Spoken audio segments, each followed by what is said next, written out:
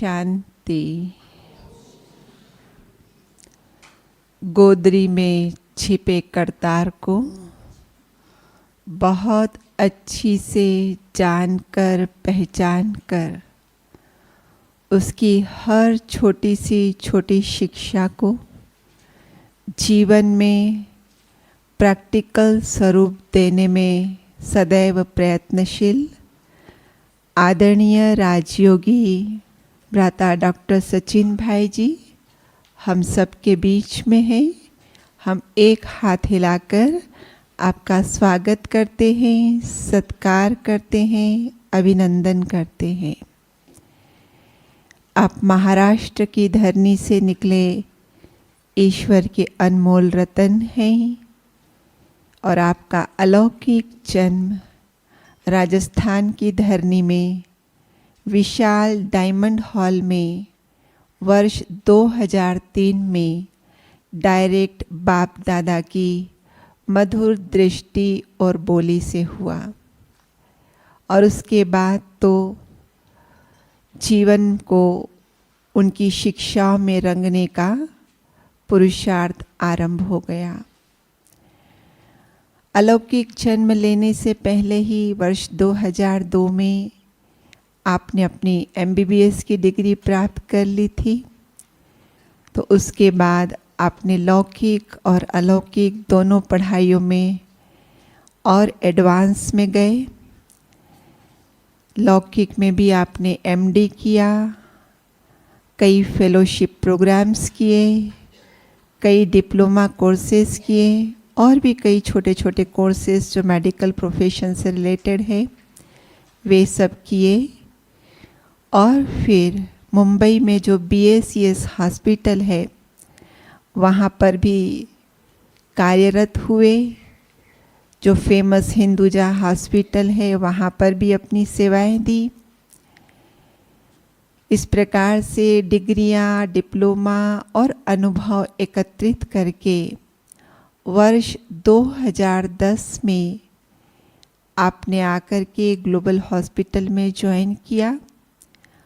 वर्तमान में आप वहाँ पर head of the department of the medicine हैं, कंसल्टेंट फिजिशियन है और इंटेंसिविस्ट है।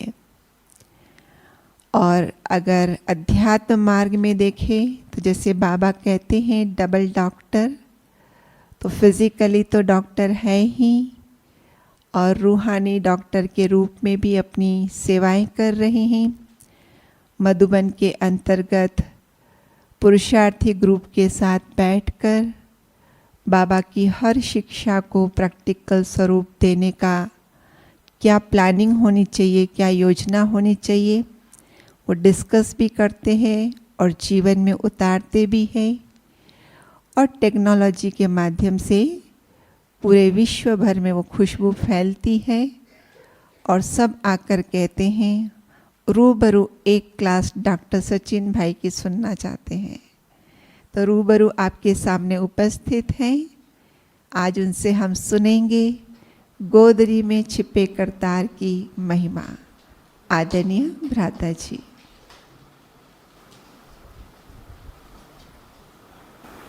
ओम शांति।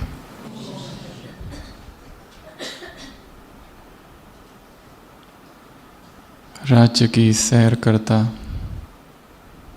एक राजा घोड़े पर सवार अपने मंत्री के साथ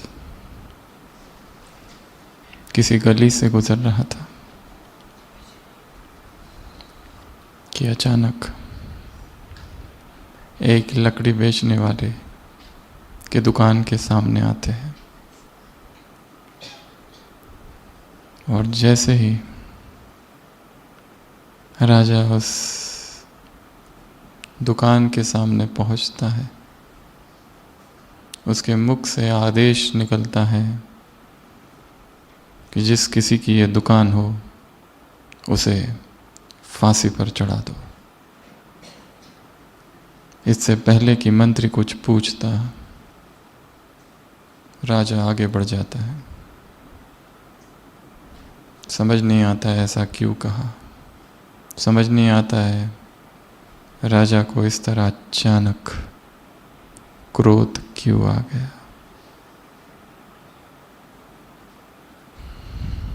वो मंत्री दूसरा दिन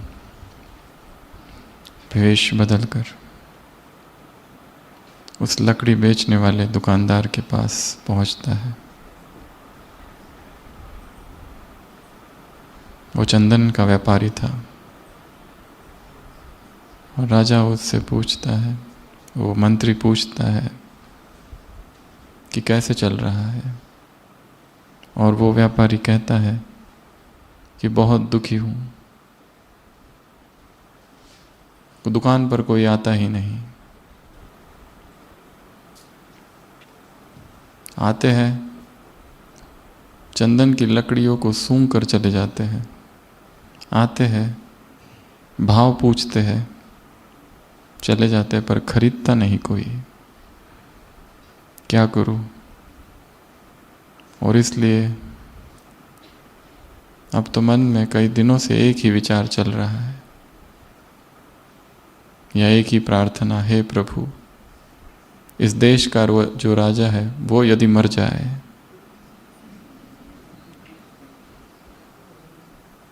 तो उसकी अंत्येष्टि के लिए चंदन की लकड़ियों का ही प्रयोग होगा, और मेरे से बड़ा चंदन का व्यापारी यहाँ कोई नहीं। मैं तो बस उसी के लिए ये कामना करता हूँ। व्यापारी ये बातें जब कह रहा था, मंत्री सुन रहा है, छद्मवेश धारण कर है, और फिर वो मंत्री कहता है, मुझे कुछ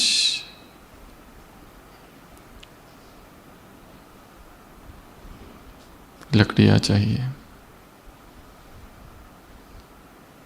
राजा ने मंगवाई है,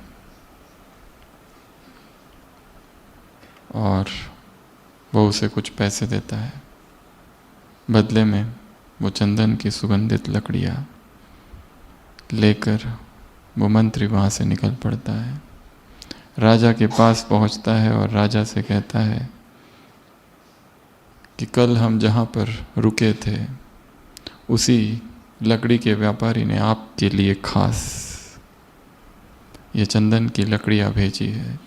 और जैसे ही वो लकड़ियाँ दिखाता है, सारा वायुमंडल उस सुगंध से ओतप्रोत हो जाता है, और राजा इतना खुश हो जाता है वो लकड़ियाँ पाकर।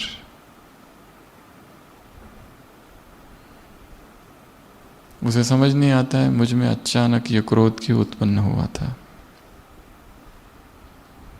अंदर ही अंदर आत्मग्लानि का अनुभव करता है। दूसरी ओर वो व्यापारी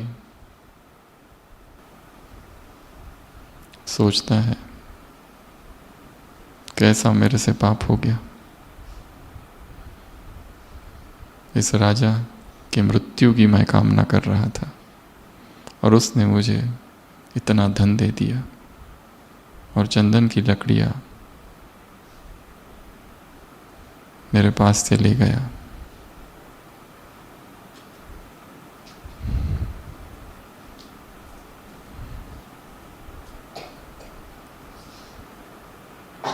मंत्री से पूछता है राजा, ऐसा पता नहीं क्यों हुआ, मैं तो जानता तक नहीं उस व्यापारी को। और फिर मंत्री सारी बात खुलकर बताता है। उस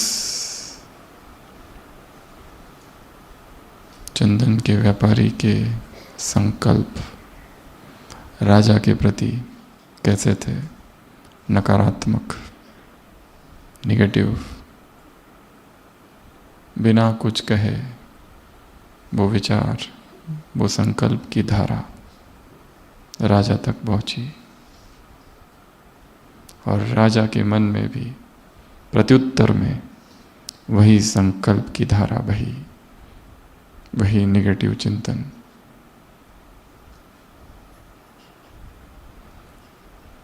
सारा संसार एक समंदर है प्रकंपनों का, ओशन ऑफ वाइब्रेशंस। जो जो हम सोच रहे हैं और जिस जिसके लिए सोच रहे हैं और जैसा जैसा सोच रहे हैं, वो सब कुछ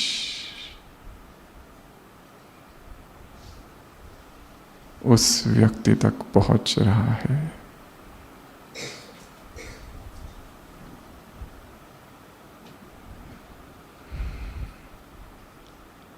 कोई माता चाहती है कि उसका पति ज्ञान में आए, परंतु पति दिन रात शराब पीता है।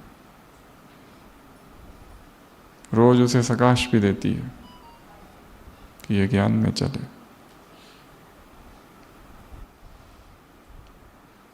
परंतु बहुत गहरे में और बहुत भीतर एक घृणा, एक नफरत, एक डीप हेट्रेट अंदर बैठा है,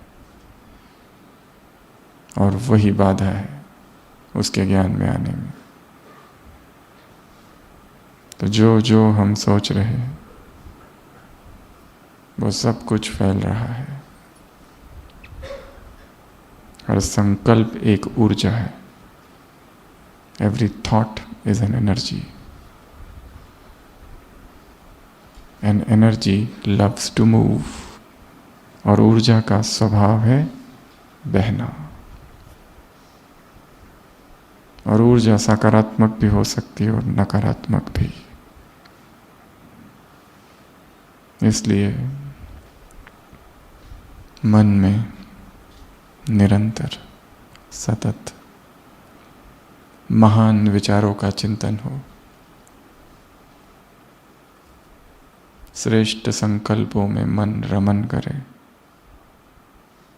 जैसे ही मन श्रेष्ठ संकल्पों से नीचे आता है, एन एम्प्टीनेस, एक खालीपन, एक वैक्यूम क्रिएट होता है, एक एम्प्टीनेस, रिक्तता। और इस रिक्तता को फिर किस से भरे ये समझ नहीं आता है, क्योंकि आत्मा की मूल प्यास सुख की है, मिलन की है। और ये प्यास और ये मिलन ज्ञान के अभाव में जब परमात्मा से नहीं होता, तब आत्मा शरीरों की तरफ भागती है।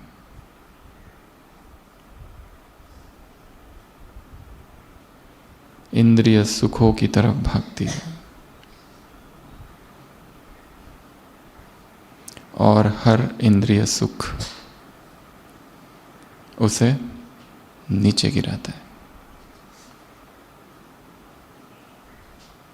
Taste of sensual happiness and fall of man, taste of lust and fall of man.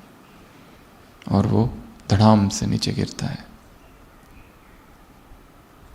फिर समझ नहीं आता है क्या हो रहा है और क्यों हो रहा है। क्योंकि आत्मा जब इंद्रिय सुखों को टेस्ट करती है, तब एक व्यसन सा हो जाता है। और जो ऊपर अतीन्द्रिय सुख है, उससे धीरे धीरे वंचित हो जाती है। उसे सुख चाहिए। अगर अतीन्द्रिय सुख नहीं दिया गया तो वो इंद्रिय सुखों के पीछे भागेगी। ये स्वभाव है। यदि परमात्मा मिलन नहीं हुआ तो शरीरों के मिलन की ओर वो भागेगी।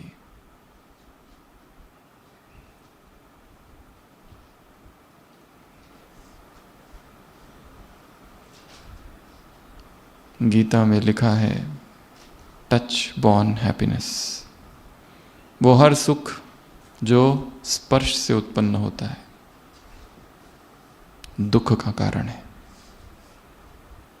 वो हर सुख जो स्पर्श जनित है, टच बॉर्न हैप्पीनेस, उससे क्या होता है? दुख। परंतु एडिक्शन गहरा है, कई जन्मों का है।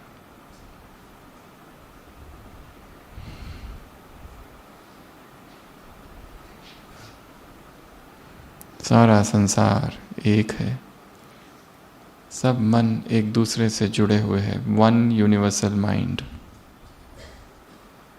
जो एक मन में उत्पन्न हो रहा है, वो अचानक और धीरे धीरे भी सब जगह फैलता है। यदि मन में गहरी घृणा है, जैसे उस चंदन के व्यापारी में रोज रोज एक ही संकल्प था कि राजा मर जाए, राजा मर जाए, तो जिस समय राजा उस क्षेत्र में आया, एक संकल्प टच हुआ कि जैसे मेरा कोई शत्रु है यहां पर, उसे मार दिया जाए। उस व्यापारी को देखा तक नहीं, उसकी आवाज भी नहीं सुनी, उसकी प्रार्थना भी नहीं सुनी, फिर भी प्रकंपनों में इतना पावर, इतनी शक्ति है, दीवारों को भेद कर हृदयों में प्रवेश करती है। तो जैसे एक आत्मा के संकल्प दूसरी आत्मा तक पहुंचते हैं, क्योंकि सारा संसार एक समंदर है प्रकंपनों का, उसी तरह यदि यही संकल्प उस परमात्मा की ओर लगाया जाए, यदि यही संकल्प उस ईश्वर की ओर लगाया जाए, यही संकल्प यदि इस सृष्टि का जो करता है, जो सृजनहार है, जो सर्जक है, जो करतार है, संकल्प संकल्प को खींचेंगे, याद से याद मिलेगी, और परमात्मा याद से शक्तिशाली इस संसार में और कोई संकल्प नहीं। पर कितना डिस्टर्बेंस है बीच में, संसार के वाइब्रेशन, संसार के संकल्प, सभी को हटाकर एक में लगा देना, यही पुरुषार्थ है।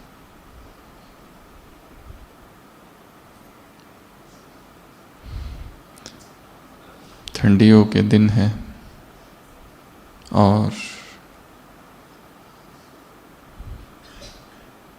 1950 का दशक, और कराची के उस गर्म वातावरण से यज्ञ यहाँ आ गया, और इतने सारे यज्ञवत्स, और वो ठंडी। मुरलियों में आया है,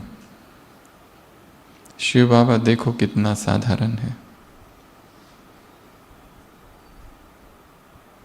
गोदरी में आता है,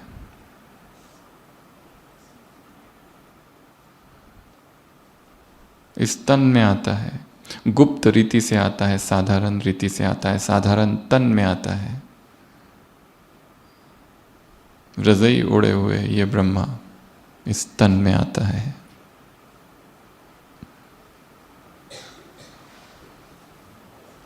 देखा है तुमको बाबा रूहों से प्यार करते, उस तन में वो बैठा है और सबसे प्रेम कर रहा है।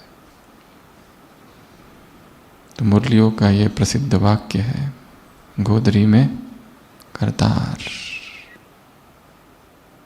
आज हम इसी की चर्चा करेंगे, चर्चा के साथ अनुभव।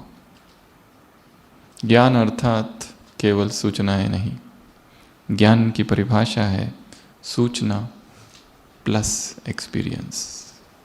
सूचनाएं बहुत है, ये आत्मा, वो परमात्मा, ये परमधाम, ये सूक्ष्म वतन, ये 3 लोक, ये 5000 साल, ये संगम युग, ये विनाश सामने खड़ा है, ये भगवान आया हुआ है, अब घर वापस जाना है। सूचनाएं बहुत है, और शायद जिसे हम ज्ञान कह रहे हैं वो केवल सूचनाएं मात्र है, जिसे हमने ज्ञान समझा है। ज्ञान अर्थात हर सूचना के साथ जब अनुभव जुड़ जाए। मैं आत्मा हूँ, प्रकृति के मध्य हूँ, मन बुद्धि संस्कार सहित हूँ, शरीर को चलाने वाली हूँ, 84 जन्म हो चुके हैं, ढेर सूचनाएं हैं, but information is not knowledge. ज्ञान अर्थात सूचना और अनुभव।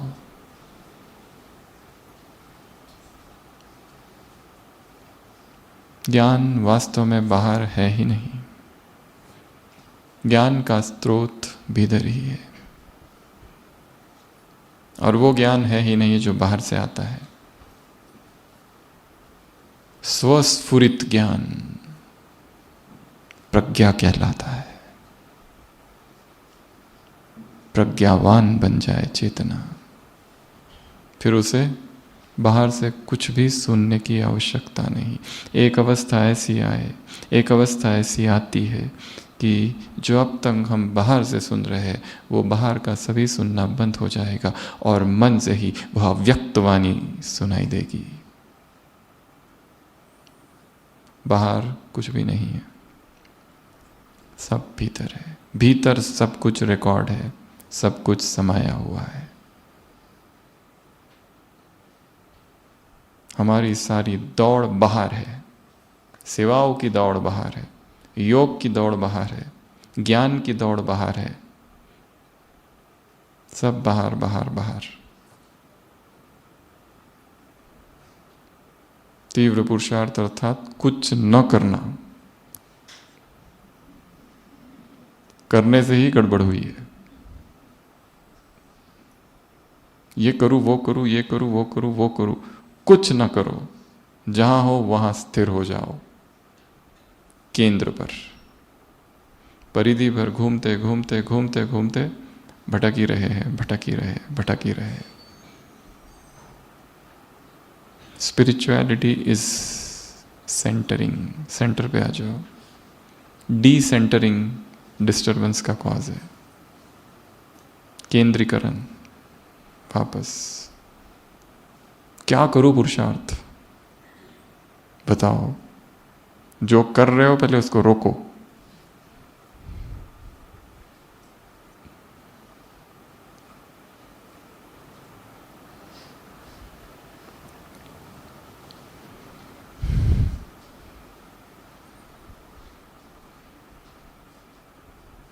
बेटा अपने पिताजी से कहता है, पिताजी मुझे शादी करनी है। पिता कहते हैं बिल्कुल नहीं, तुम्हें जरा भी अकल नहीं है।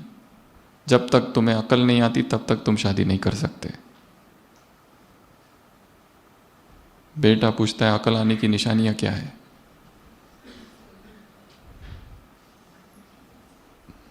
पिता कहते हैं जब ये भूत निकल जाएगा शादी का तब समझना अकल आई है।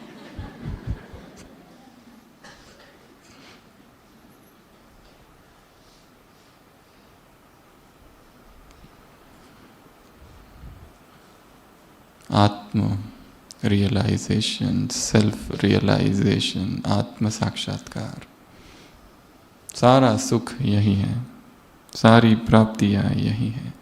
सब कुछ भीतर ही समाया हुआ है। सारे पुरुषार्थ का केंद्र बिंदु और आधार बिंदु एक ही है, भीतर आत्मिक स्थिति।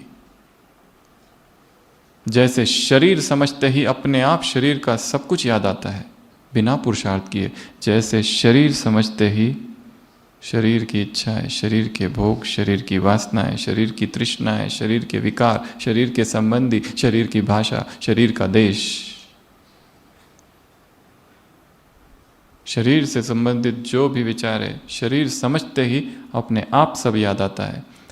पुरुषार्थ की आवश्यकता नहीं है। उसी प्रकार आत्मा समझते ही आगे की यात्रा स्वतः होती है, फिर किसी को भी याद करने की आवश्यकता नहीं। आत्मा समझते ही फिर उसका पिता कौन, उसका घर, स्वदेश, स्वस्वरूप, स्वधर्म, स्वधाम, स्वराज्य, सब कुछ स्वतः ही याद आता है। इसलिए तीव्र पुरुषार्थ अर्थात बाहर की दौड़ बंद और स्वयं में स्थित हो जाना।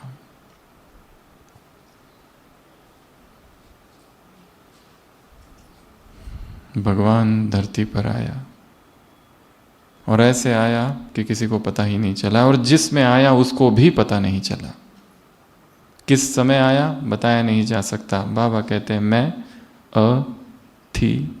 अतिथि हूं, कोई तिथि तारीख नहीं है। अवजानन्ति माम मुड़ा, मूर्ख मेरा उपहास करते हैं मानुषी तमाश्रित, जब मैं मनुष्य देह में आता हूं तो। परंतु उस करतार को जिसने पहचान लिया, उस कर्ता को जिसने जान लिया और साधारण तन में आया हुआ उसे जान लिया और समझ लिया, उसका जीवन स्वतः ही परिवर्तित हो जाता है। सूफियों में कहानी है कि एक सूफी संत रात को सोता है और स्वप्न देखता है, और स्वप्न में देखता है कि वह स्वर्ग के राज्य में पहुंच गया है, और स्वर्ग के राज्य में पूछता है यहाँ क्या हो रहा है। जगह जगह पर राजमहलों में फूल सजाए हुए हैं, राजमार्ग सजे हुए हैं, जय घोष हो रहा है, जैसे जश्न है, कोई फेस्टिवल, कोई पर्व है। वो पूछता है क्या हो रहा है।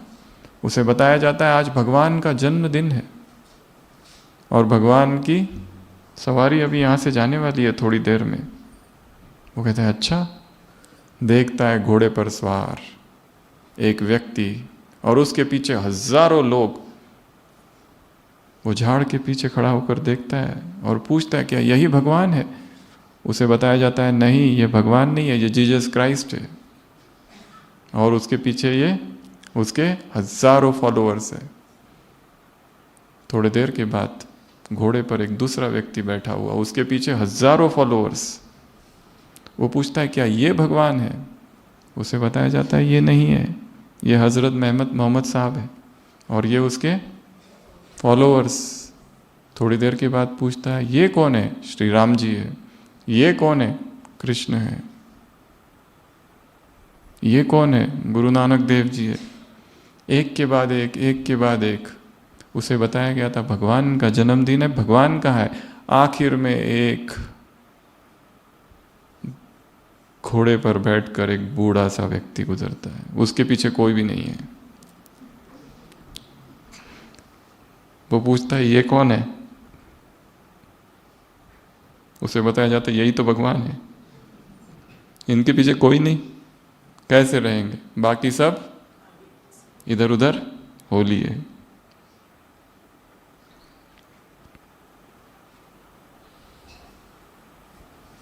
भगवान गुप्त है।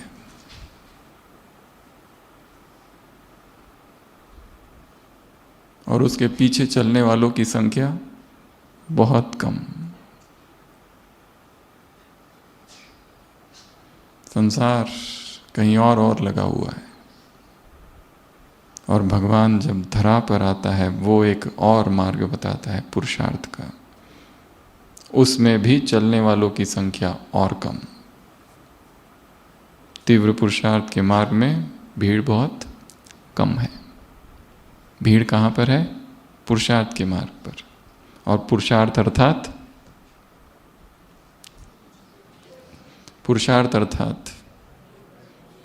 अर्थात अमृत वेला उठना, रेगुलर नियमित शक्तिशाली योग करना बिना नींद के। पुरुषार्थ अर्थात अमृत वेले योग के बाद सोना नहीं। पुरुषार्थ अर्थात मुरली में अटेंटिव, ध्यान, एकाग्र। पुरुषार्थ अर्थात भोजन योग युक्त होकर बनाना, योग युक्त होकर भोजन करना, दिन भर बीच बीच में ट्रैफिक कंट्रोल, अशरीरीपन का अभ्यास, नुमा शाम का योग करना, रात्रि सोने से पहले थोड़ा ज्ञान चिंतन करना, डायरी लिखना, सो जाना, इसे कहा जाता है साधारण पुरुषार्थ। इसे क्या कहा जाता है। साधारण पुरुषार्थ। हमारा कौन सा चल रहा है। हमारा कौन सा चल रहा है। इसके ऊपर वाला या इससे नीचे वाला। सब साधारण, सब ऑर्डिनरी। तीव्र पुरुषार्थ अर्थात जो अब कर रहे हो उसकी तीव्रता को बढ़ा देना, 2 गुना 4 गुना इंटेंसिटी को बढ़ाना। करना वही, परंतु इंटेंसिटी, और जो करना वो होश में करना। मधुबन में आए हैं, बहुत बड़ा त्याग है, संसार का सब कुछ समेट कर 3 दिन 4 दिनों के लिए यहाँ आए हैं। यहाँ आना व्यर्थ ना जाए। आज तो वैसे भट्टी का 3रा दिन है, पर आशा है सबने बहुत अच्छा अनुभव किया भी होगा।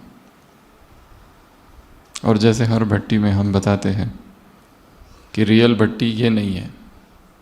यहाँ आकर अशरीरीपन का अनुभव हो गया, आ हा हा हा। यहाँ आकर शांति का अनुभव हो गया, आ हा हा हा। ये शांति तुम्हारी नहीं है, मधुबन की है। यहाँ से जाते ही ये छिन जाएगी और फिर वो होगी जो तुम हो। तो वापस कब पहुंच रहे हैं मुंबई? पहुंच कब रहे हैं? परसों। आज क्या है? 21, 22, 23। तो भट्टी चालू होने की तारीख है 24। भट्टी कब से चालू होगी सबकी? 24 से।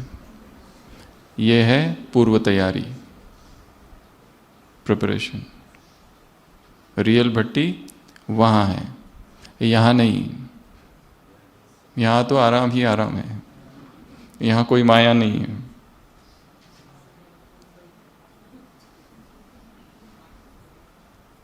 माया आबू रोड से ट्रेन में बैठने के बाद चालू होती है।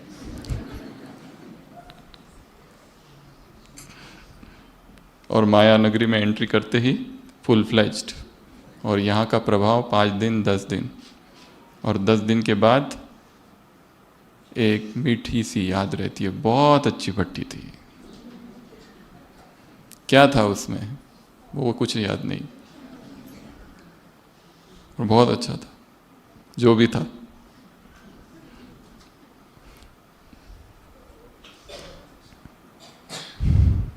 भगवान गुप्त रीति से आया है,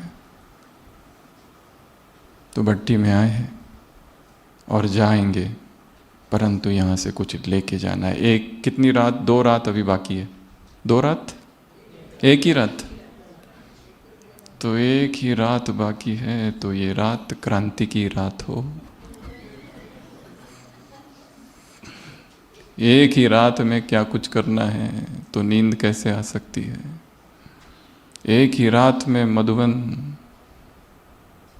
में तपस्या का समय है। यहाँ तपने के लिए आए हैं, मनोरंजन के लिए नहीं। तो आपको कुछ संकल्प दे रहे हैं। इसमें तन में छिपे हुए करतार को कैसे याद करें, कैसे अनुभव करें। पहला, आई सी हिम। इस ब्रह्मा तन में जो बैठा है वो स्वयं परमात्मा है और मैं उसे देख रहा हूं। मैं किसके सामने हूं? किसी साधारण हस्ती के सामने नहीं। वो जो परम पवित्र है, वो जो एकाग्रता का सागर है। जानता हूं मैं पवित्र नहीं, मैं एकाग्र नहीं, परंतु जो वो है और उन आंखों से जो देख रहा है वो संपूर्ण पवित्र है। हमारी बुद्धि भटक सकती है, परंतु वो बुद्धिमानों की बुद्धि है, वो बुद्धि का सागर है, ओशन ऑफ इंटेलिजेंस। तो जैसे ही बाबा के सामने, ट्रांसलाइट के सामने जाओ, तो क्या सोचना, मैं किसके सम्मुख हूं? स्वयं परमात्मा के सम्मुख हूं। आई सी हिम। जिसे देखने के लिए जन जन से आंखें तरस गई थी, जिसे देखने के लिए कहां कहां भटका, किन किन की शरणों में गया, शरण में गया, वो स्वयं परमात्मा अपने संपूर्ण ऐश्वर्य के साथ मेरे सम्मुख है। वो परमात्मा ज्ञान का सागर नहीं है, प्रैक्टिकल ज्ञान का सागर है। वो परमात्मा सभी उत्तरों का सागर है, ओशन ऑफ नॉलेज, आंसर्स। जितने प्रश्न मेरे मन में है, हर प्रश्न का उत्तर वो है। केवल मन को शांत कर दो, स्थिर और शांत और शांत। हर भट्टी के 3 नियम हम बताते हैं, आशा है सबने किए भी होंगे। पहला, मोबाइल बंद। दूसरा, आपस में बातचीत नहीं। और तीसरा, इस कैंपस से बाहर नहीं जाना।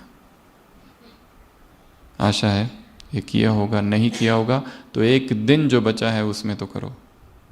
बिना गहरे मौन के कोई भी अनुभव नहीं हो सकता।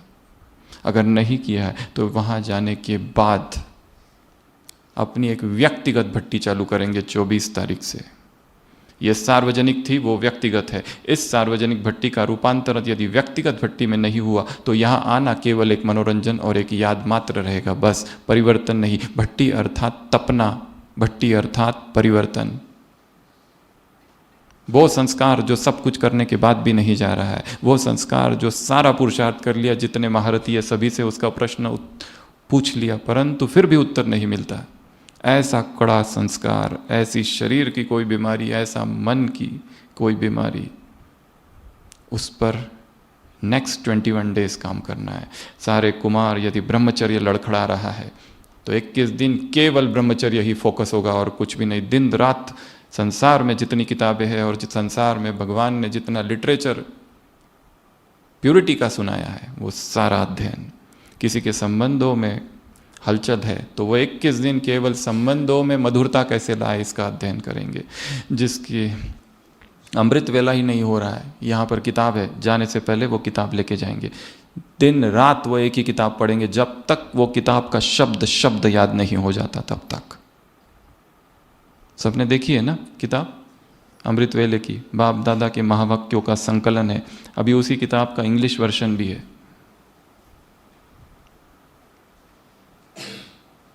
जिसका चिंतन नहीं होता है वो 21 दिन एक एक टॉपिक पर लिखेंगे।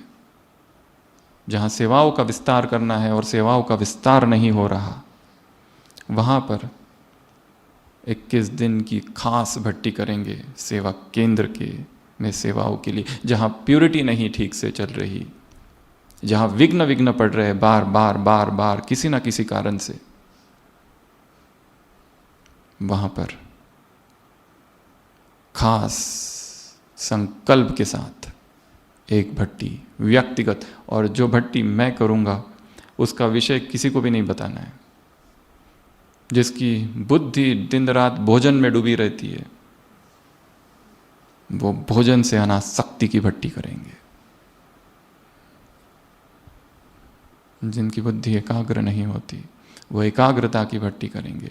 जिनका योग नहीं होता है और थोड़ा सा ही बैठने के बाद उठने की इच्छा होती है, कौन उठाता है जब हम योग में बैठते हैं तो अंदर की रेस्टलेसनेस ही उठाती है और कोई काम नहीं है जो उठाता है। बैठते ही इधर खुजली उधर खुजली, स्थिर बैठ जाओ, स्थिर। एक सेंटर पर हम गए थे, वहाँ का भाई कह रहा था ये सेंटर 20 साल से एक भी विघ्न यहाँ नहीं आया, ये निर्विघ्न है। हमने कहा कैसे, क्या है यहाँ? उस भाई ने कहा हमारी जो बहन जी है, सुबह का योग और शाम का योग कभी भी मिस नहीं होता है। दुमा शाम का योग सबका संगठित योग होता है जितने आ सके। इतना 20 साल से फोकस सेवा नहीं है, योग है। सेवा परिणाम मात्र है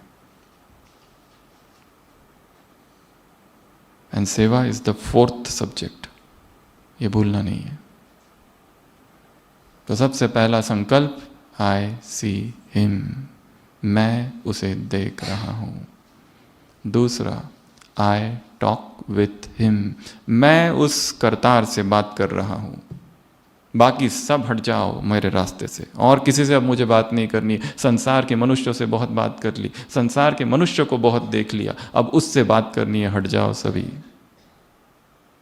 साइलेंस प्लीज, हटो, मुझे उससे बात करनी है, उससे अपॉइंटमेंट है। मंत्री आए थे, मंत्री की सेवा करते करते मम्मा को सोने में 12 बज गया, शायद सोने में 1, फिर भी उठने का टाइम 2 बजे का था। मम्मा अपने टाइम पर उठी, सबको पता है। पूछा क्यों,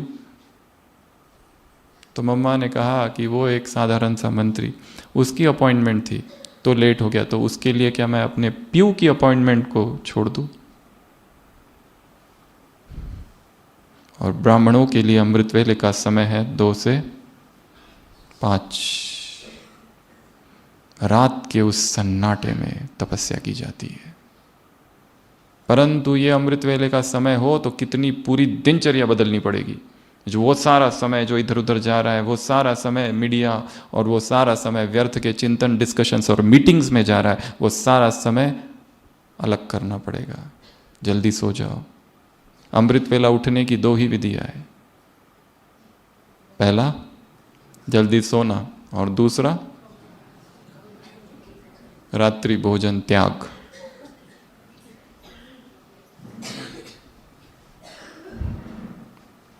योगी एक ही बार भोजन करते हैं।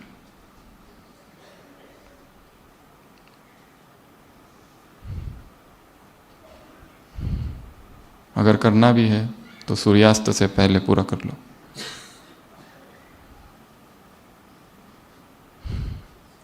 क्योंकि कितने काम करने हैं सुबह सुबह, कैसे आंख खुलेगी? परमात्मा प्रेम ही है जो तुम्हें अमृत वेला उठाता है।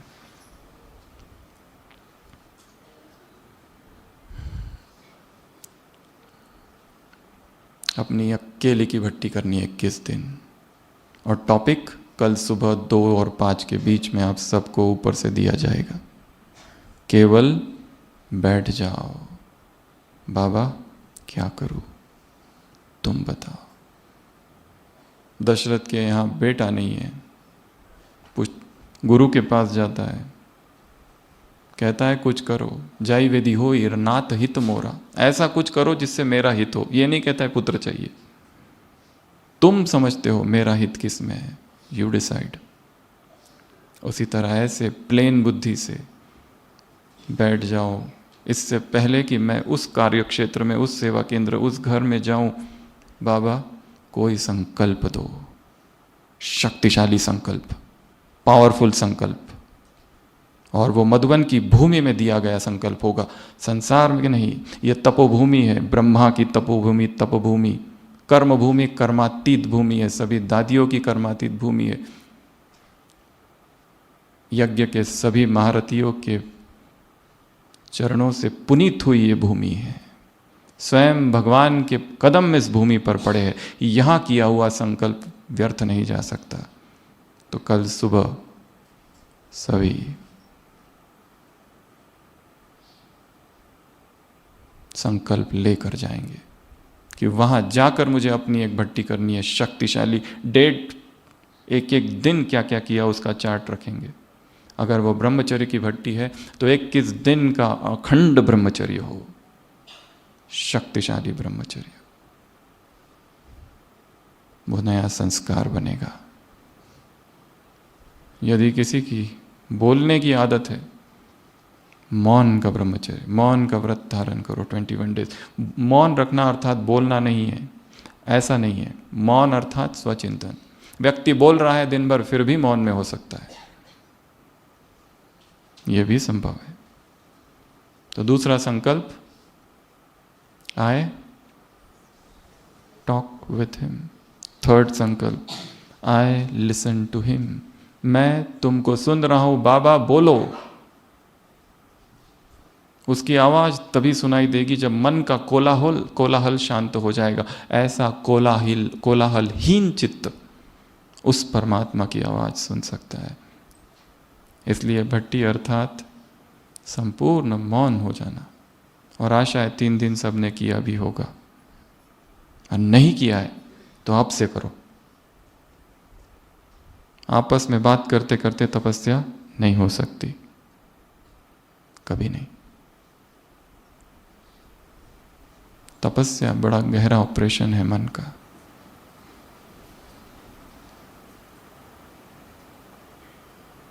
उसको सुनो। चौथा, आई टच हिम, उसको स्पर्श करो।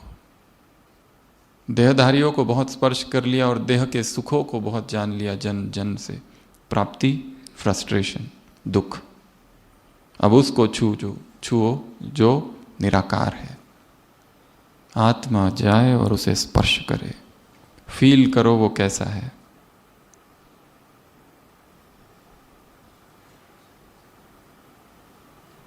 I touch him. Next, I experience him, I feel him. उसके जितने गुण हैं, वो प्रेम का सागर है, उस प्रेम का अनुभव कितना किया है। अमृत वेला ऐसा हो कि हर अमृत वेला एक बार तो प्रेम के आंसू आ जाए। तुमने क्या क्या कर दिया, कहाँ पड़े थे संसार में, विकारों में।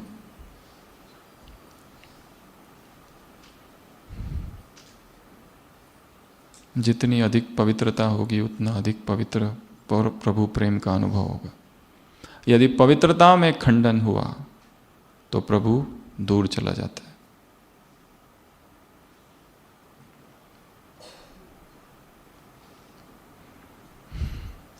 वो पवित्रता का सागर है, हम उसकी ओर बढ़ रहे हैं, तो उसके अनुभव के लिए पवित्रता चाहिए।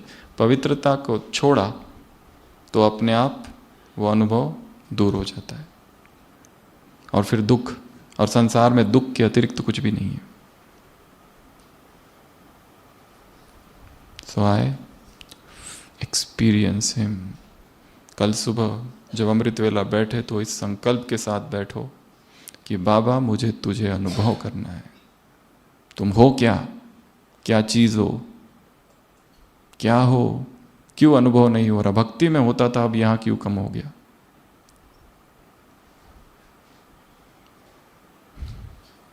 Next, I do everything for him. मैं सब कुछ जो कर रहा हूं केवल तुम्हारे लिए कर रहा हूं, मेरा अपना कुछ भी नहीं है। I am a tool, a instrument. तुमको जैसे यूज करना है करो। तुम चाहते हो मैं यहां रहूं तो यहां, तुम चाहते हो मैं कहीं और तो कहीं और। मेरी अपनी कोई इच्छा नहीं है, जहां रखना है रखो। यह समर्पण भाव।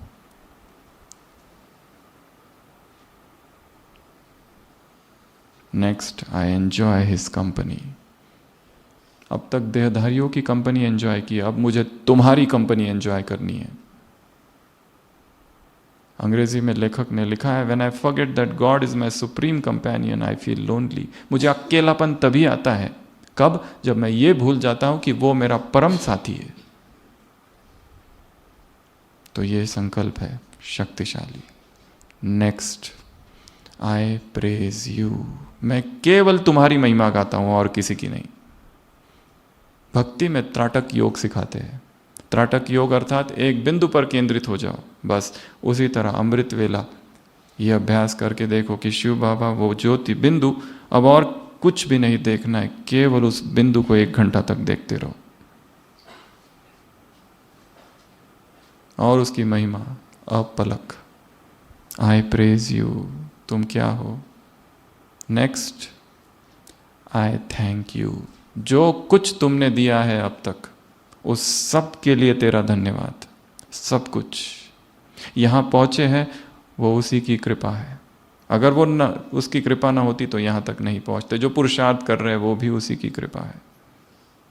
बिना हरि कृपा मिले नहीं संता। इतनी महान आत्माओं का संग मिल गया, मधुबन में आ गए, ये बहुत बड़ी उस पर उसकी कृपा हम पर हो गई है। अगर उसकी कृपा हुई, हम मधुबन में पहुंचे और यहां आने के बाद भी अगर वैसे ही रहे जैसे थे पहले, तो इसे क्या कहेंगे। यहां आना जीवन का टर्निंग पॉइंट बन जाए, इसलिए कहा यह रात आज की क्रांति की रात हो। सोचो कल सुबह शरीर छूटने वाला है 6 बजे।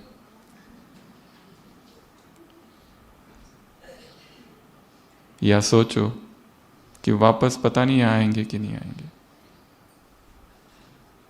किसी की गारंटी है हम यहां वापस आएंगे अगली बार। नई नई बीमारियां, नया नया संसार में नई नई चीजें हो रही है। आगे क्या होगा पता नहीं।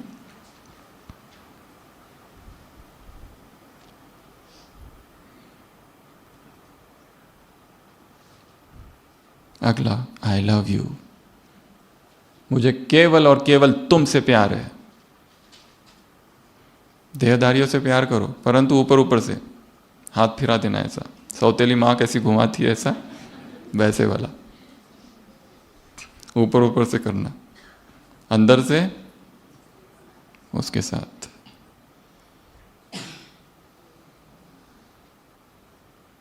अगला, I have all relationship with you, सभी संबंध तुमसे है, तुम ही सब कुछ हो, काका मामा चाचा जितना भी है सब तुम हो।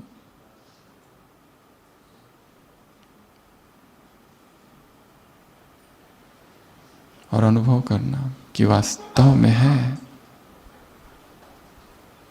दोस्त का अनुभव।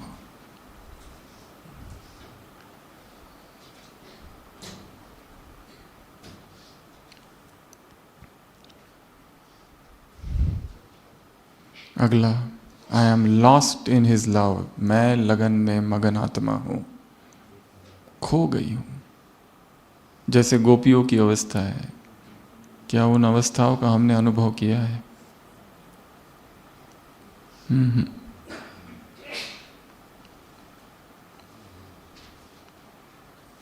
हमें याद है जब हम ज्ञान में नहीं थे और भगवान की खोज कर रहे थे, वो खोज इतनी इंटेंस, इतनी तीव्र थी, इतनी तीव्र थी कि सब कुछ छूट गया था संसार। हमें पता नहीं था, ब्रह्मा कुमारी से हमें पता नहीं था कि भगवान आया है, परंतु खोज थी उसकी, और वो खोज इतनी तीव्र थी कि एक बार हमें याद है 3 दिन और 3 रात हम नागपुर में थे। हमारे भाई का वो जो मेडिकल कॉलेज का हॉस्टल था, उस हॉस्टल में 3 days 3 nights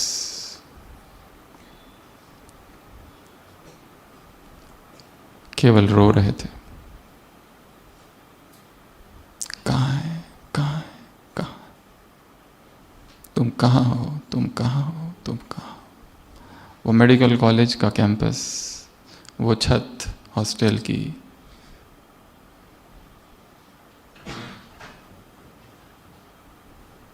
ऐसी प्यास थी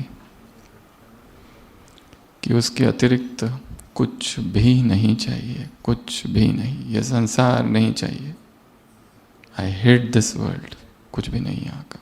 ये सारा मेडिकल प्रोफेशन और ये सब सर्टिफिकेट, ऐसा समय आएगा तो हमने सोचा ये सब जला के फाड़ देंगे, हमको चाहिए ही नहीं।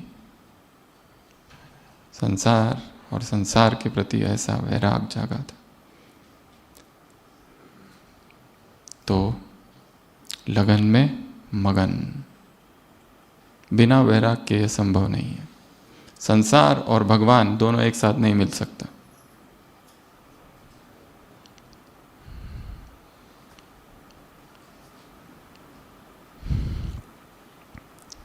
फिर उसके बाद में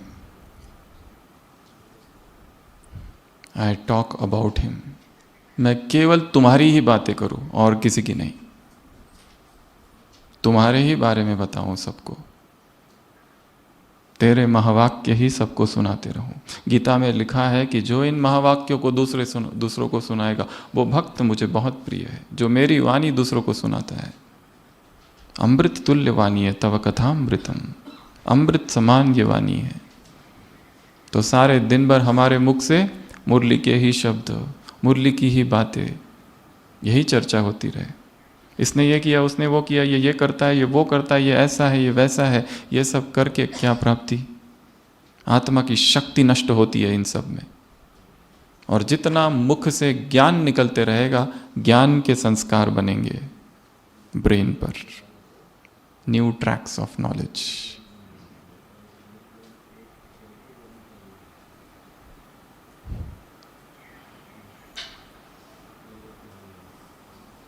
अगला, I am under his canopy, मैं उसकी छत्र छाया में हूँ। यहाँ से सीढ़ियाँ उतरते उतरते अनुभव करो, कोई छत्र छाया चल रही है। भोजन करते करते अनुभव करो, उसकी छत्र छाया का हाथ सिर पर है। हर समय, हर दम, हर पल वो इर्द गिर्द है। अगला, आई सरेंडर अनटू हिम। बाबा, मैं समर्पण करता हूँ तेरे सामने, तेरे प्रति। जो सेवाएं मुझसे करानी है करा, जो मेरे मुख से बुलवाना है बुलवा। ये शरीर तुझे अर्पित है, ये मन, ये धन, ये तन, ये बुद्धि, ये संस्कार, सब कुछ। अपने सभी संबंधों को बाबा के सामने, ये एक अच्छा एक्सपेरिमेंट है। हमारे आपसी जो संबंध है घर में, पति पत्नी, बहन भाई, बहनें बहनें, भाई बहनें, बाबा के सामने रखो और बाबा को कहो कि बाबा, ये सभी मेरे संबंध है, क्या ये तुम्हें स्वीकार है? Do you accept them? यदि उसमें विकारों की गंध है तो वो अस्वीकार हो जाएंगे। यदि उसमें घृणा है, नफरत है, आसक्ति है, तो वो भी अनएक्सेप्टेबल है।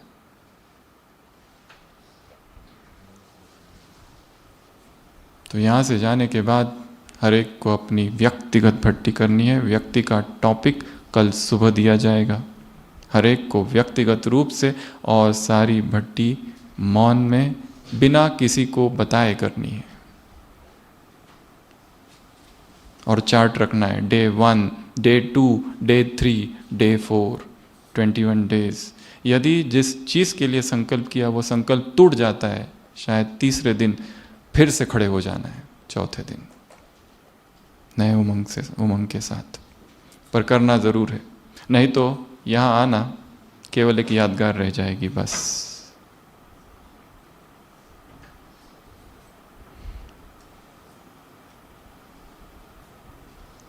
कितने हुए?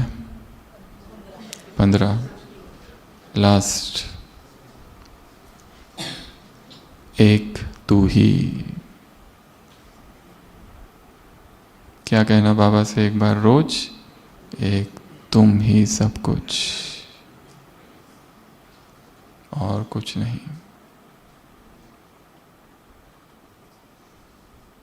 और जो कहो वो आर्त पुकार हो चेतना की, हृदय से। सब कर लिया, सारा पुरुषार्थ कर लिया, पर ये विकार, ये एडिक्शन, ये व्यसन, ये कमजोरी, ये इम्परफेक्शन इतना कड़ा है, इतना गहरा है। ये उदासी कैसे मिटे बाबा? तू बता।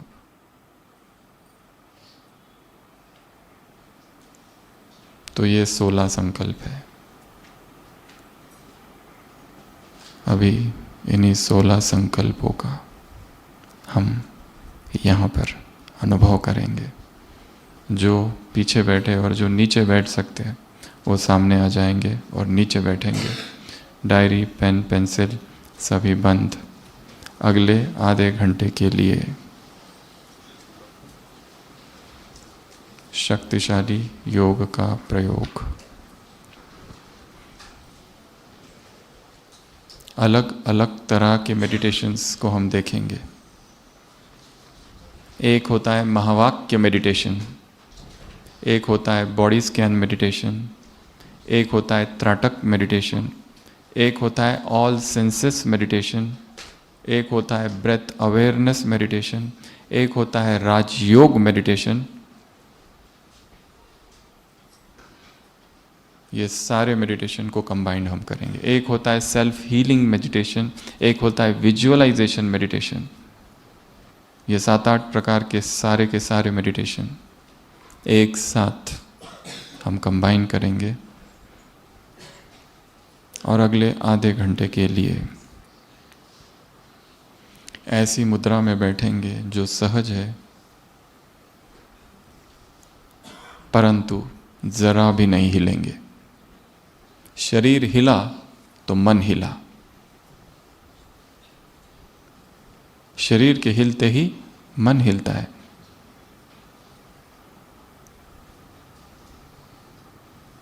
आधा घंटा तो हम अपने आप को इतना स्थिर बिठा दे, निश्चेष्ट, बिना किसी चेष्टा के। जहाँ हाथ रख दिया बस रख दिया, उंगली भी ना हिले, बस स्थिर। शरीर जितना स्थिर होगा वो याद भी उतनी स्थिर होगी। और एक चीज़, जब भी योग में बैठे ध्यान रखना है कमर सीधी हो। अभी जैसे बैठे सोफा पे बैठे ठीक है, परंतु यहाँ से जाने के बाद जितना हो सके नीचे बैठकर योग का प्रयोग करना है, योग का अभ्यास करना है बिना सपोर्ट के। तो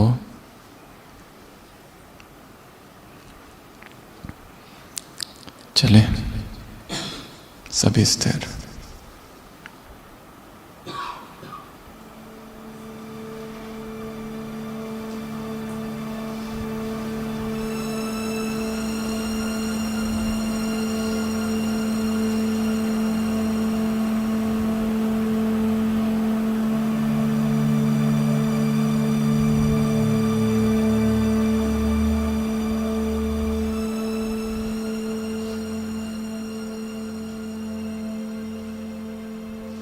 सभी आवाजों से परे।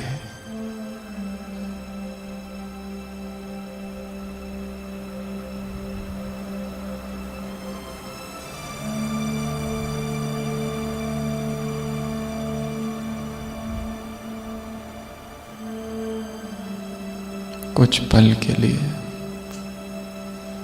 आंखें बंद,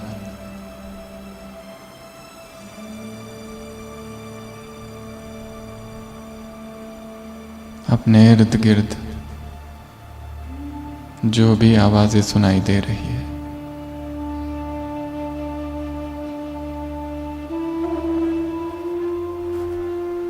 मन संपूर्ण उन आवाजों की तरफ केंद्रित।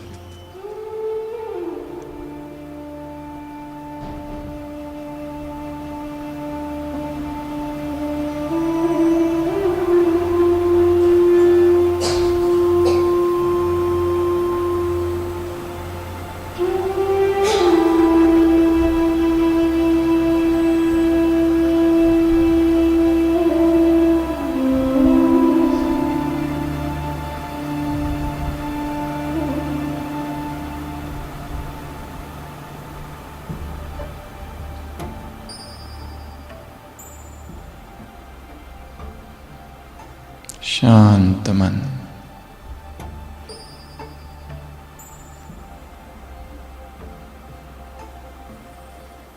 एक बार अपने संपूर्ण शरीर का निरीक्षण करेंगे, ऊपर से नीचे तक।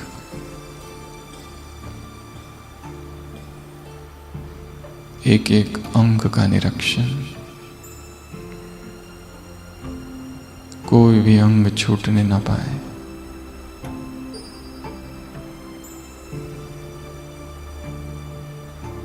मस्तक, चेहरा, जो तनाव चेहरे पर है साक्षी होकर उसे देखते जाएंगे।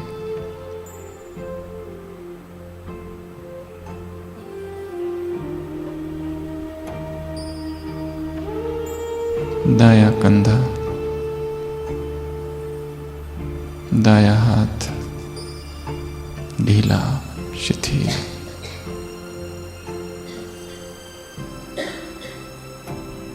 दाएं हाथों की उंगलियां, बाया हाथ ऊपर से नीचे तक शिथिल।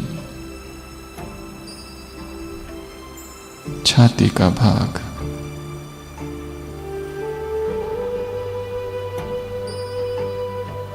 पेट, पीठ, कमर, एक एक अंग को ढीला छोड़ते जाएंगे। दाया पैर,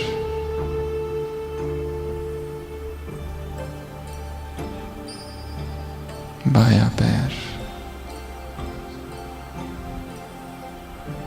दोनों पैर,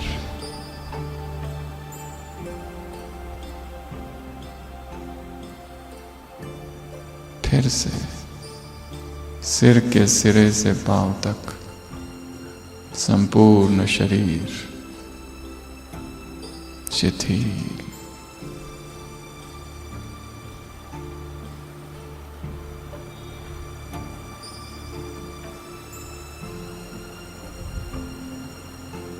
अब आएंगे श्वास की तरफ। सारा ध्यान श्वास की तरफ। आ रही है, जा रही है, साक्षी भाव।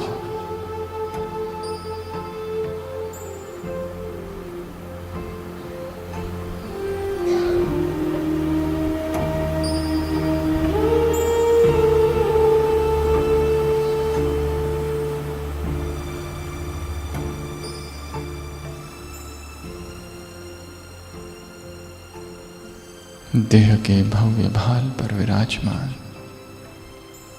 मैं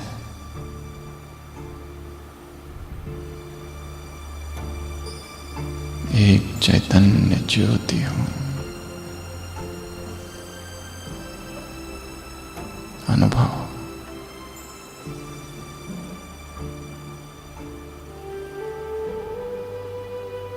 मुझात्मा से दिव्य प्रकाश संपूर्ण मस्तिष्क में,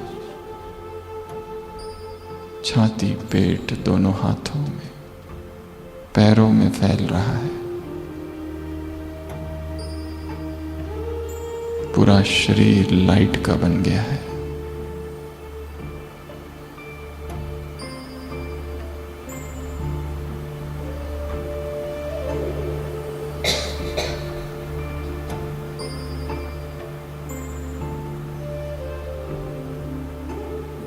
अब इसी देह के साथ, इसी प्रकाश के शरीर के साथ मैं आत्मा ऊपर और ऊपर, इस संसार से परे, आकाश से पार, सूक्ष्म वतन में हूं। अव्यक्त बाप दादा सम्मुख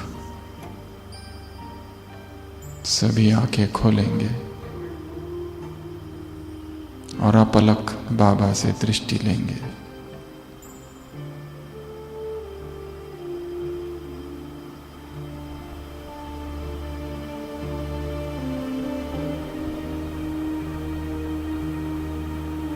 मैं उसे देख रहा हूं।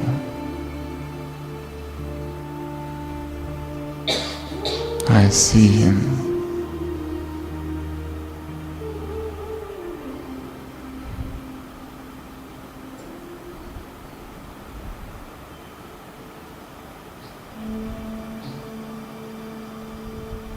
I feel him. महसूस कर रहा हूं।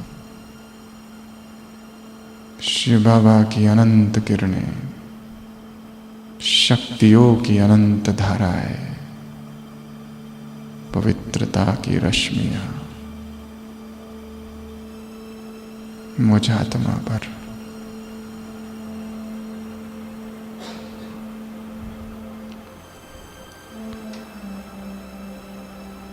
संपूर्ण स्थिरता, शरीर, मन,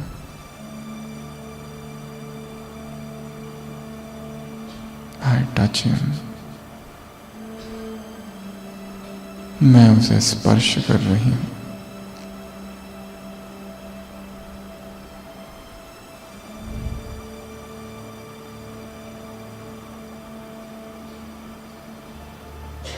बाबा से बात करेंगे।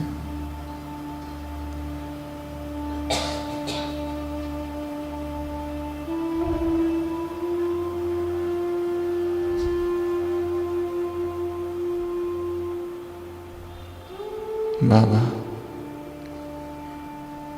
क्या आदेश है तुम्हारा मेरे लिए?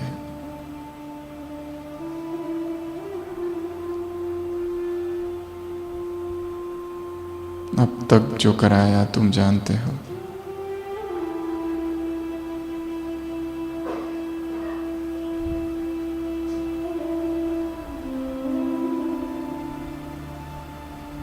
आई लिसन टू हिम। सुनने का प्रयत्न करेंगे वो क्या कह रहा है।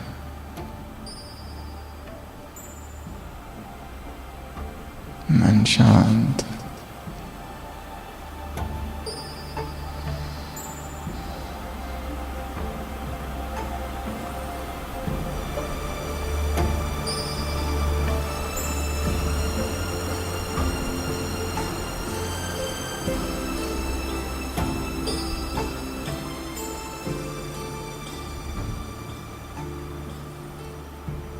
I enjoy your company। मुझे केवल और केवल तेरा ही साथ चाहिए।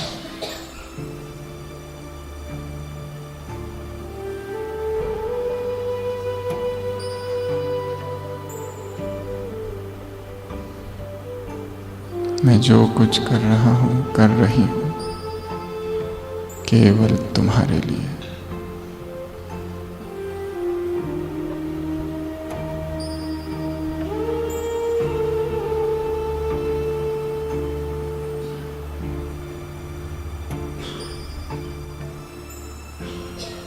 आई प्रेज यू। केवल एक की महिमा।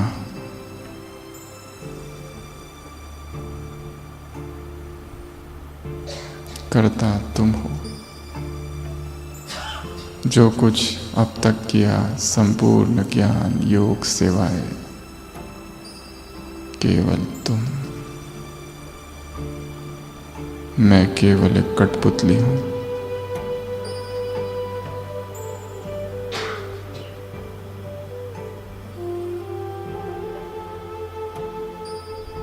आई थैंक यू। बहुत गहराई से, हृदय से तेरा शुक्रिया। तूने जहां रखा है, जिन लोगों के बीच रखा है, जिस परिस्थितियों में रखा है, यही best place, best persons, best time है।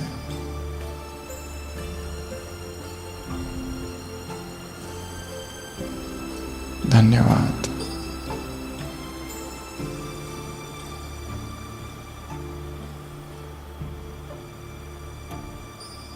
देखना एक बड़ा सा स्क्रीन लगा हुआ है।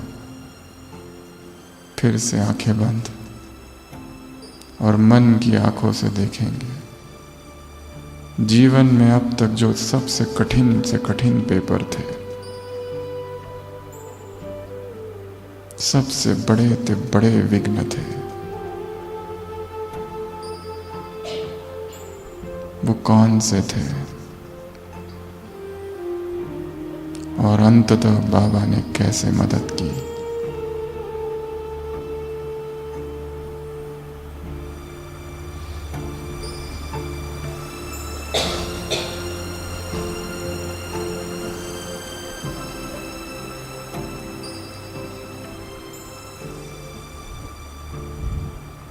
यदि तुम न होते,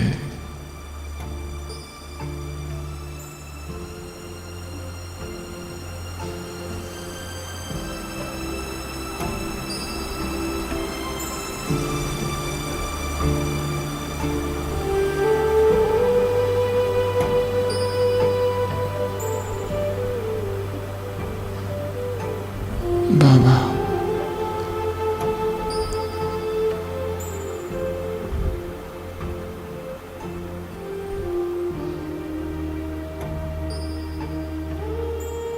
फिर से आंखें खोलेंगे। I love you. केवल तुमसे प्यार, तुमसे सर्व संबंध,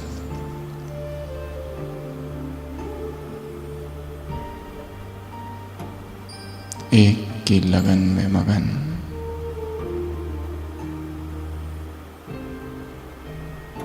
एक का सहारा,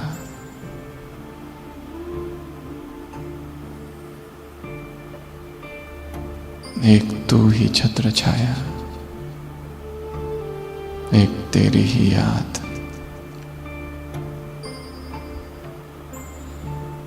बाबा,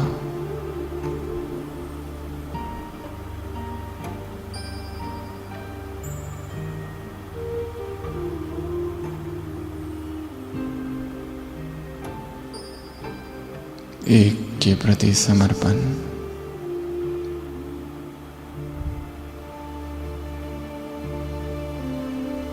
एक तू ही।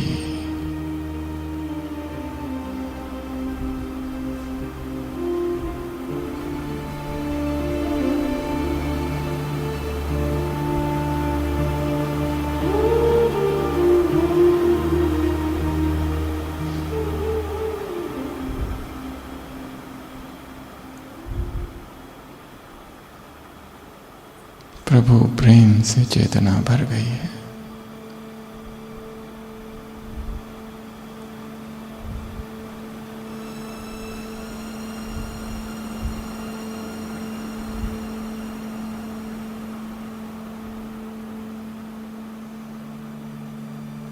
अब मैं फरिश्ता नीचे उतरता हूं। मधुबन के आंगन में, बाबा की कुटिया में, वो सब कुछ उसे आज सुना दो जो आज तक किसी को नहीं सुनाया।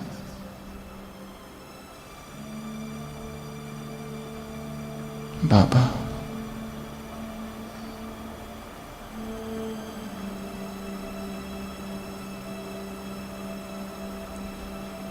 एक ऐसी बात जो छिपा के रखी है सबसे,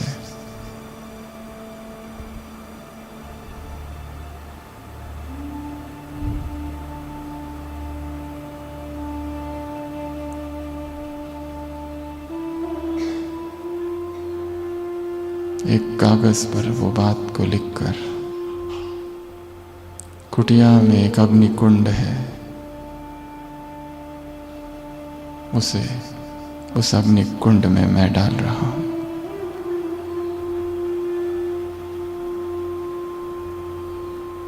पहुंच जाओ अब हिस्ट्री हॉल में। बाप दादा, सभी दादियां, सभी अपना वरदानी हस्त मेरे सिर पर रखे हुए हैं।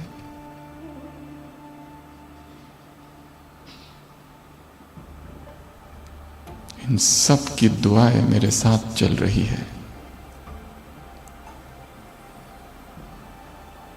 इस संसार की कोई शक्ति नहीं जो मुझे रोक सके।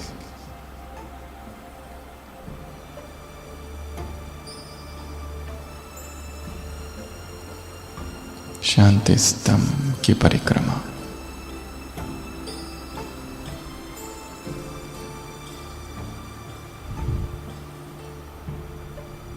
शक्ति का अनुभव। बाबा का कमरा, वो नैन नूरानी,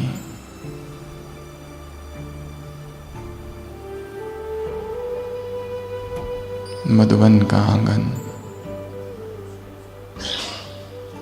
मैं फरिश्ता अब उड़कर मधुबन की ये खुशबू लिए अपने सेवा स्थान पर पहुंचता हूं। लौकिक घर में प्रवेश या सेवा केंद्र में प्रवेश। एक एक दीवार को पवित्रता से भर दो। घर की एक एक वस्तु को पवित्रता की किरणों से भर दो। एक एक व्यक्ति पर पवित्रता की किरणें बरसाओ।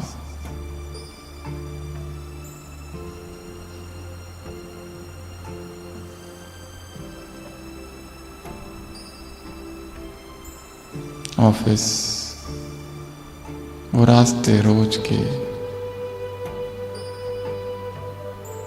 वो फैमिलियर फेसेस,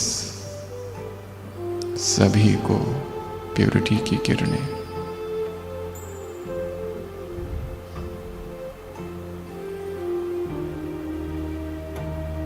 अब धीरे धीरे सभी संपूर्ण मौन में जरा भी आवाज नहीं, अब अपने स्थान पर खड़े हो जाएंगे। जरा भी आवाज नहीं, आंखें एक करतार को देखती हुई, अपलक नयन, शक्तियों की अविरल धारा है मुझ पर।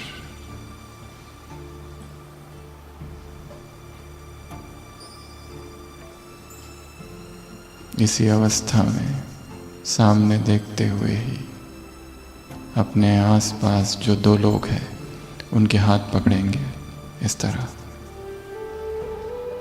भाई भाइयों की तरफ, बहनें बहनों की तरफ, आंखें बंद,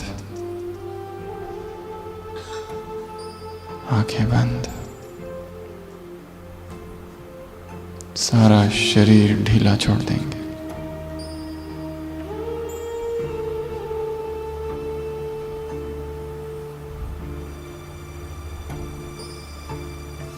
मेरे अंग अंग में प्योरिटी की किरणें, प्योरिटी की तरंगे है। रग रग में ब्रह्मचर्य प्रस्फुटित है।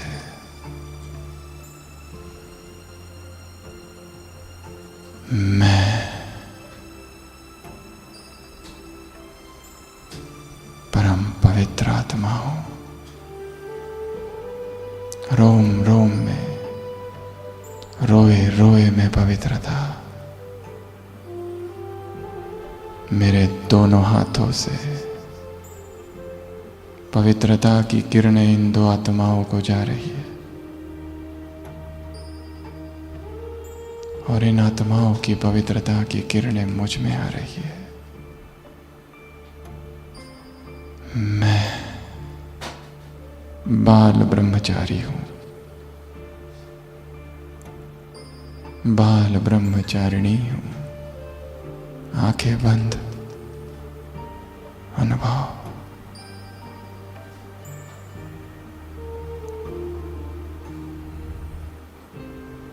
दूर एकांत में पहाड़ों के ऊपर एक सुनसान सा मंदिर है। चारों ओर सन्नाटा। कतार लगाकर भक्त ऊपर चढ़ रहे हैं। जय माता दी। और मंदिर में अधिष्ठित मैं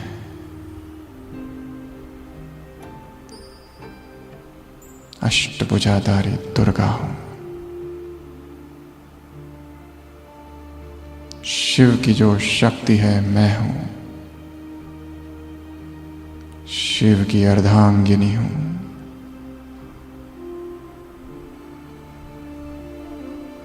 मेरे अंग अंग से प्यूरिटी, मेरे वरद हस्तों से पवित्रता के प्रकंपन भक्तों पर पड़ रहे हैं।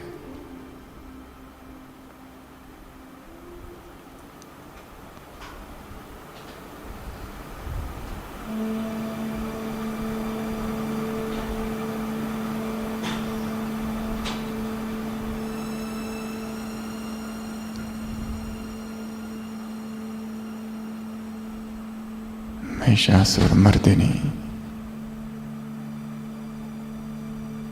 जगत जननी, जगन्माता मैं हूं।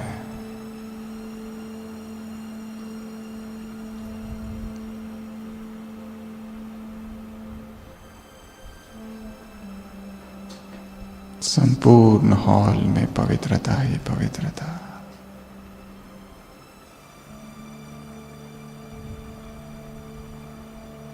परम धाम से भी पवित्रता के सागर शिव बाबा की पवित्र किरणें मुझ पर। मेरा एक एक अंग प्रत्यंग शुद्ध हो रहा है। मन का एक एक कोना वासना रहित हो रहा है।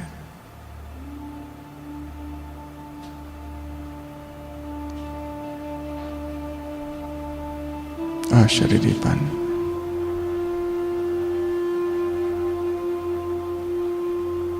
शरीर जैसे है ही नहीं।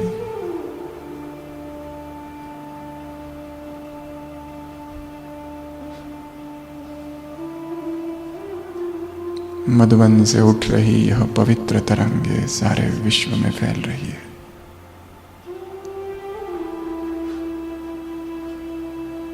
अब धीरे से वापस अपने स्थान पर बैठेंगे, आंखें उसी को देखती हुई। मधुबन तपोभूमि में परम संकल्प है, संपूर्ण पवित्रता का।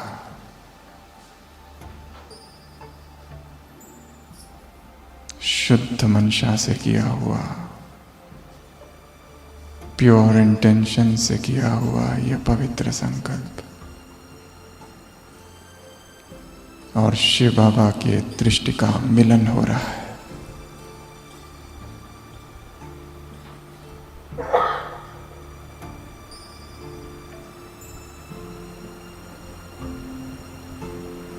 ओम शांति।